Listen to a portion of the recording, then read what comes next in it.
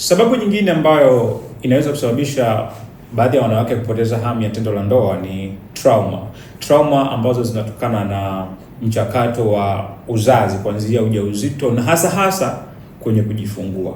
Na hii inaweza ikawakuta sana wale wanawake ambao ndo mara yao ya kwanza kupata watoto, walikuwa hawana uzoefu na mambo ya uzazi hapo kabla.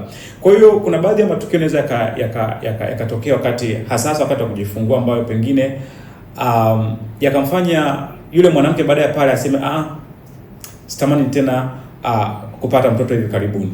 Kwa hiyo ile haja ya kusema kwamba hatamani kupata mtoto hivi karibuni timisi kwamba ataanza pia kuchukia kitendo ambacho kinasababisha yeye afanyaje apate mtoto. Labda pengine alipata complications ambazo labda alinusurika kufa, ama tu kuna namna fulani, vitu fulani alivipitia katika ule mchakato wa mimba mpaka kujifungua, ambao vimemfanya kwamba asitamani tena, yani awe na ile hali ya uoga ya kushiriki tendo la ndoa, kwa sababu anajua kwamba akishiriki tendo la ndoa kuna chances za yeye kupata mimba. Akipata mimba it means kwamba atarudi kupitia kile ambacho alikipitia miezi kadhaa nyuma. Kwa hiyo pia inakuwa inasababisha kwamba baadhi ya wanawake waseme no, yani ile hamu automatically inakuwa inapotea kwa sababu ya trauma za matukio ambayo yanatokea kipindi cha yeye anajifungua au kipindi cha ujauzito.